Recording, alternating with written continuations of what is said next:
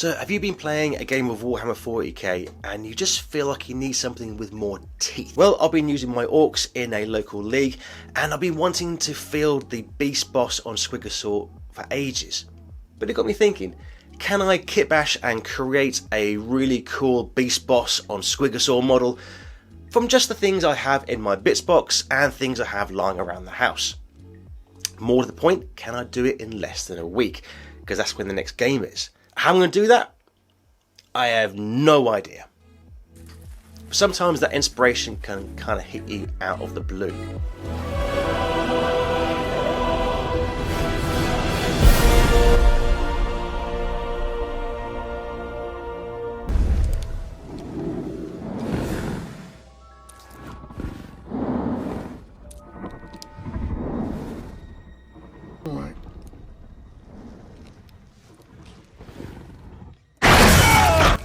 Now if you think about it, the Indoraptor is basically kitbashed out of different parts of dinosaur, and it's an absolute beast.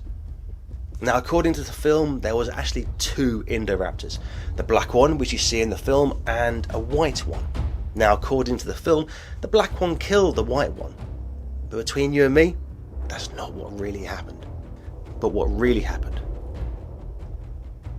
is that the Beast Boss's warp head created a portal in the warp.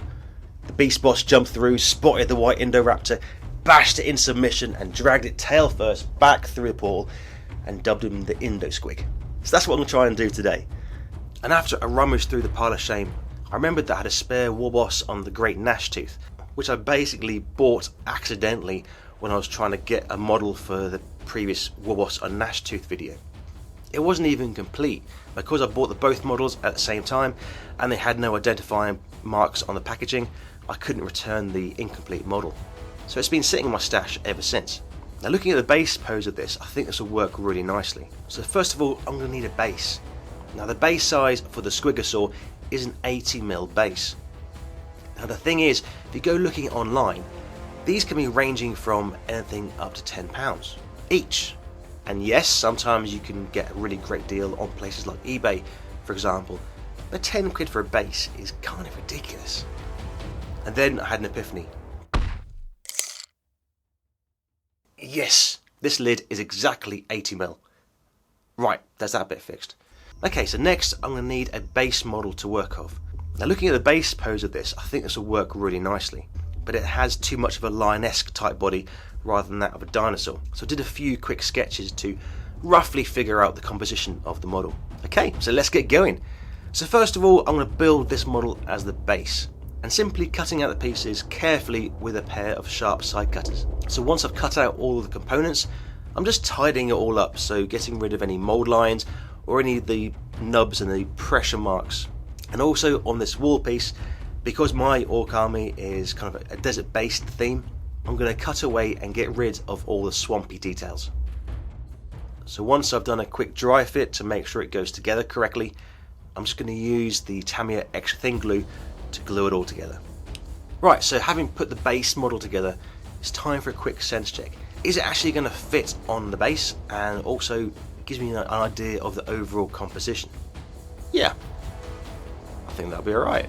So whilst I'm using it as a base model, I want it to look like an Indoraptor or a Squigosaur. I don't want it to look like a Gnashtooth, so we need to get rid of some of this detail. So for example, the brand on here, yeah, it's very cool, but it's not what I'm looking for. Likewise, all these dangly swampy bits, so all this lot will need to be either carved away or covered up or sculpted over. Now this really is the point of no return, because once I cut it away, I can't put it back. And it's absolutely terrifying. But cutting away the big chunks of this detail, using the hobby knife to pare down and carve away some of that surface detail that I don't want. The most important thing of this is having a really sharp blade and having maximum control over that blade. So whether I'm cutting towards me or cutting away from me, it is the position that I'm in that is the most secure, and therefore got much less chance of taking a chunk out of myself or the model. And it pays to be really careful and take your time over this bit. Okay, so now I've got the bulk of that down, it's now time to get rid of some of the bigger details, but also to start hacking things around so I can create the neck and the tail. Now the best tool for the job for this is a razor saw. Now this one is from Tamiya and it comes with two different blades. Now, as you can see here, one of them is a lot thinner and finer. It is very, very flexible, but it does mean you can get into some of those finer details. The other one is much bigger, more chunkier, but it's a lot more sturdy. It does mean you're much more likely to get a nice, clean, straight cut, rather than it kind of bending on and veering off course slightly, which you can get sometimes with a thinner blade. So I want to completely change out the tail, so that's coming off, and then using a round file, also once again this one's from Tamiya, and just sanding down some of those rougher areas and getting rid of some of that last residual surface detail from when we hacked it about. Now once you've hacked it about and you kind of sand it and filed it down, a superb trick to get a nice clean surface is to use a little bit of Tamiya extra thin cement. Just melts the surface of the plastic and smooths it all out. Now some of the areas I've kind of lost some of the detail that I do want to keep. So I'm going to use a scribing tool, which is basically a really small and sharp chisel. Really sharp. And just slowly add some of that detail back in there again. So whilst the gnash tooth has got lots of beautiful detail in, it doesn't mean I'm going to have to spend a lot of time cutting away and filing down and sanding and tidying it all up. But I think the result will be worth it. Right, so the next phase is going to be on the neck and the tail. Now if I just build this straight out of putty, it's going to be really quite fragile, and it'll mean using a lot of putty. So I'm going to try and build a frame first and then bulk out a little bit and then put the putty over the top of that. This also means I can get the pose and the composition right first and then go in with the sculpting. So the very, very foundation for this, I'm going to use some quite heavy gauge wire. That's basically wire from a coat hanger, and literally skewering the model from one end to the other, then using some wire cutters to cut it to size, and then using some pliers to just round off and bend back the tip, which will also create the base and support for the head. Now the head will be quite a large lump of putty and therefore quite heavy, so whatever support I can build into that is going to be a good thing. Now I do quite like the overlapping armor panels on the neck here, but the neck's too short, so I'm going to simply cut the head off with a razor saw, tidy it up, and then glue that base of the neck onto the model, and then have that wire frame coming through to extend the neck. And then once I'm happy with the composition, I can then super glue that wire in place to give it a little bit of added extra support. So at the minute, if I just went in with a putty now, it would use a lot of putty, and also it hasn't got a lot for the putty to grip onto. So I'm going to bulk out and do the basic maquettes of the model using some tin foil. So just kind of rolling it around, scrunching it up and securing it in place with that super glue. It also allows me to play around with it and get the basic shape of what I'm looking for. Okay, so on to the fun part and putting the base sculpture down. For this model, I'm going to use two different types of 2-part epoxy putties. Now the first core of it is going to be using green stuff, and with the outer surface I'm going to use Milliput. Now the reason for this is that the green stuff is a lot more flexible and is a lot less likely to shatter, whereas the Milliput is a lot finer, and also I find it a lot easier to sculpt and to get a nice smooth final finish on it. So other stuff we're going to need is some sculpting tools, and I'll go into what I'm using and why and how as I go through. I'm also going to need some clean water to keep both my fingers and the sculpting tools kind of damp, and most importantly, going to need a cup of tea. Now this stuff is green stuff, and some people will say that you'll need to cut away and get rid of the point where the two colours meet, as it starts to cure off and you'll end up with lumpy bits. However, I've had this stuff for a good year and I keep it in the fridge. Now to be clear, I do keep it in a Ziploc bag and well away from any other food of course, but keeping it in that fridge has kept it good and it is not starting to cure in the slightest. So mixing it up, I'm going to cut away a roughly equal amount of blue and yellow. Now having dampened my fingers so it doesn't stick to me, I find that twisting it up and then keep twisting and keep twisting and keep twisting is the easiest way to get a nice even mix. And once I've got it on, I'm then using a silicone shaper just to smooth it out and get the shapes that I want. Now I did think about trying to sculpt in all the detail for the lower jaw and the mouth, but it's a lot easier to use the existing jaw from that gnash tooth, and then when I'm happy with the placement, then using that scribing tool to punch a hole through the putty and the foil, and using some wire, just pinning and super gluing that jaw in place. So the basic shape is starting to come together a bit more now. Okay, so before we go too much further, let's start working on the Beast Boss. So for the Beast Boss, I've already got the legs and the back, but I need to build in the torso, the arms and the head. So diving into the bits box, I've got some leftover arms from the Warhammer Age of Sigmar Ork Brute set. Also, I like to have the option of being able to run this model as Mozrog Scragbad if I wanted to, but also looking at the original Games Workshop sculpt, I really like the look of the original sculpt's hand with the two big claws coming out over the back. So I'll try and recreate that by using chopper blades from the Brute set and using some of the other armour panels I've got lying around to build up that kind of mechanism for that gut ripper. So when I've done similar models like this in the past, I found it so much easier to pin and wire the arms in place and then build the putty around it. And it also helps to get the position and the arms and the pose correct and right before I kind of commit with that putty. Okay, so time to build up that torso. So I'll do this by basically filling that cavity with green stuff and gluing those arms in place and then building the putty up around it. Okay, so now I've built up that core of both the Beast Boss as well as the Squigosaur. Now it's time for the detail. Now for this, I'm going to swap out that green stuff for the Milliput. But once again, equal parts and mix it all up, keeping your fingers and the tools damp. Now everybody is on their own sculpting journey, and I've no doubt that there are far more experienced sculptors out there than me in the Flying Raven community. So if you have any tips or tricks, please let me know down in the comments. I'd love to hear from it. So as I'm building this detail up, I'm just kind of putting in the rough shape. Now this is a beast boss who bashed a Indoraptor into submission. He is going to be a big unit. So basically, I literally used some reference photos of Arnold Schwarzenegger in a very similar sort of pose to this, that kind of slightly rotated, and kind of copy the shapes of the muscles as best I could. So I started off with very rough shapes, then using some water along with the sculpting tools, then slowly smoothed those lumps of Milliput out into the shapes that I actually wanted. And being honest with you, this took me ages. Now I'm not too worried about the back at the minute, because we're going to come to that a bit later on. What this does mean is I can build the muscles up around the base of the neck, which means you can very simply glue the head in place.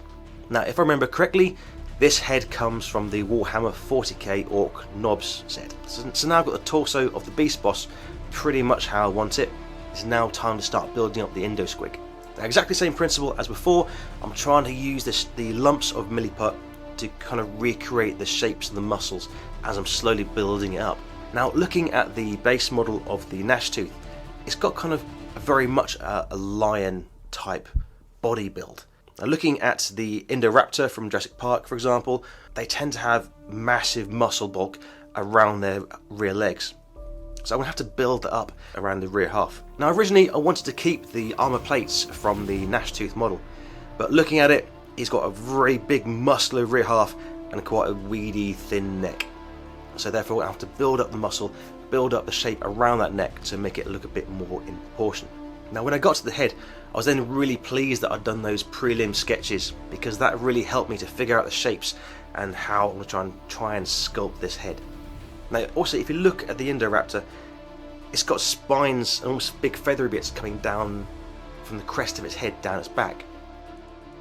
Now if I try and sculpt these, they're going to snap off really easily. So what I want is some really fine wire. Now I found this wire. Now this is from the flexible hose you get out of the back of a tumble dryer. I just stripped off the plastic and using some wire cutters and snipped it down to the size that I wanted. Now, this is quite a thin wire, and especially once you cut it with wire cutters, it is very sharp and pointy. Just be careful when you're using it, because you will impale a finger very easily. I might have learned that for the hard way. So after cutting off a dozen or so pieces, I just really simply just embed it in the putty. Okay, so it's starting to come on quite nicely now. Now back onto the Beast Boss. Now, a slight side tangent. A good friend of mine, he plays Space Wolves. Top bloke, but his wolves are an absolute nightmare, and they beat me every single time. However, as Gazgul Thraka once said, good enemies are hard to find. So as a nod to my Space Wolf friends, but a little reminder to myself that one day I'll finally beat him. I'm going to put a massive Space Wolf pelt on the back of this Beast Boss. So to create that wolf pelt, I'm going to create a lump of Milliput over in the shape that I want the pelt to go, and then cut lots of little V's into that surface, and then using the tip of the sculpting tool, just kind of flicking them up slightly to give that nice kind of fluffy, furry texture. Then just to finish it off, putting some shoulder pauldrons from the Warhammer 40k Ork Boys set. Now I've just remembered that on the base of this I've got kind of a load of Elvish script which doesn't really sit really with the 40k type theme. So I'm going to use some of that leftover Milliput and just smooth it into that surface to give it more of a standard piece of stonework. Okay, so before we can prime this, I want to put it onto the base itself. First of all, I'm going to fill up the lid with Milliput and then glue the base into the Milliput and then build up the Milliput around it to make it seamlessly flow into the rest of the base. Now once that's done, I can add in some extra rocks and rough up that surface with a sculpting tool to make it look much more like gritty, muddy sand. So to help it look much more in that 40k setting rather than the Age of Sigmar type of base model, I can then add a spare tyre and some old circuit boards which I can then embed and half bury in the sand. Now the circuit board piece actually came from the Mek Gun set. Right, so I've now let that dry overnight. Now one thing I like about using Milliput as the top surface is that you can sand it and still carve it down, which you really can't do very easily with green stuff. Now even though I've tried to smooth this out as best I can, there's still some ridges in it that I don't really like. So therefore using the edge of a hobby knife, I can just kind of scrape and sand down the worst of those ridges to smooth it out and give a lot more streamlined biological type look. But even after smoothing it down, you can never be completely sure.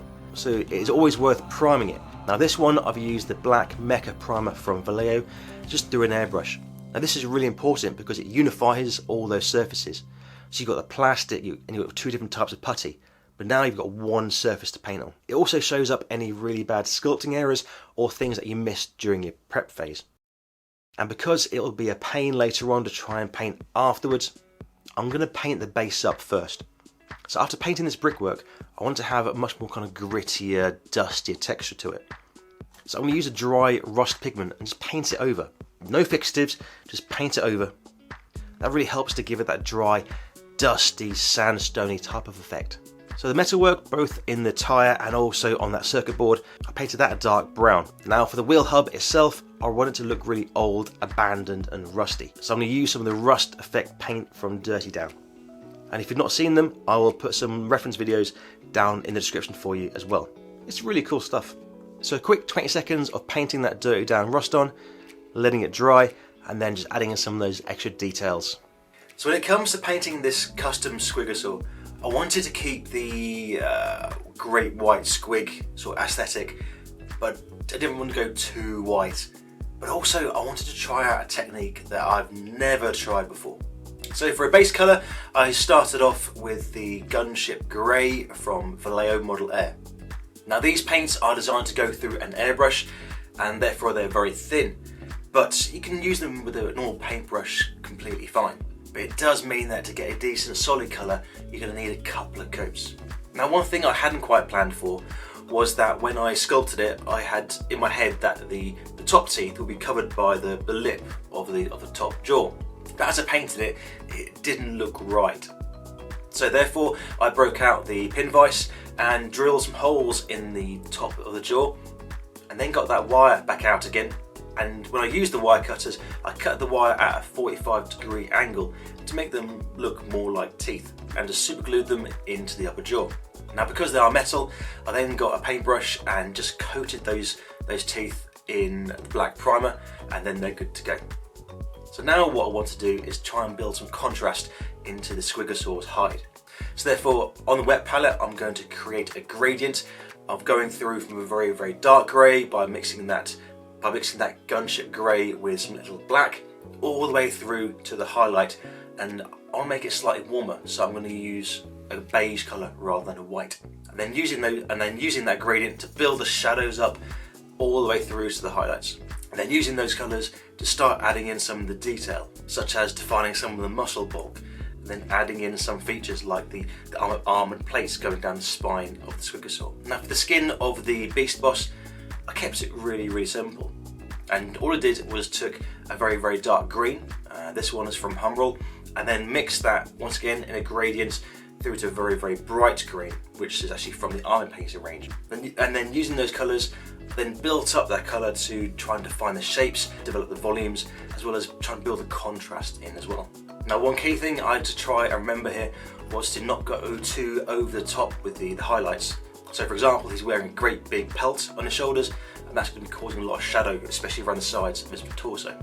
And now for a technique that I've never tried before. Now I don't want the hide of the Squigosaur to look like plastic or too smooth. Now if I try to zoom in and individually paint all the different scales on there, for example, so as soon as you kind of zoom out and hold it at arm's length or on the tabletop, it's not going to look right. So I decided to try out a technique called Pointillism. Now this is essentially painting with lots and lots and lots and lots of tiny dots. So on the face I started with a very, very dark grey and then built lots of little dots to build up the shadows. And then slowly went from lighter and lighter and lighter through the midtones and then up to the highlights. Now one advantage of this is that if you have any mistakes in the sculpting, so for example you got an indentation or a dent where you didn't mean it to be, you can then place a lighter paint in that area, which then takes that indentation out of the shadow and makes it seem much more flush with the surrounding area. It basically means you can kind of correct any of your sculpting mistakes in the painting phase. Now when you zoom into this, it looks kind of weird. As soon as you take it out to arm's length on the tabletop, I think it looks pretty good. I'm quite happy with that, especially for the first time I've done it. However, it does mean I've now got to repeat that entire process over the entire body. This may take some time. Okay, so painting the Space Wolf pelt.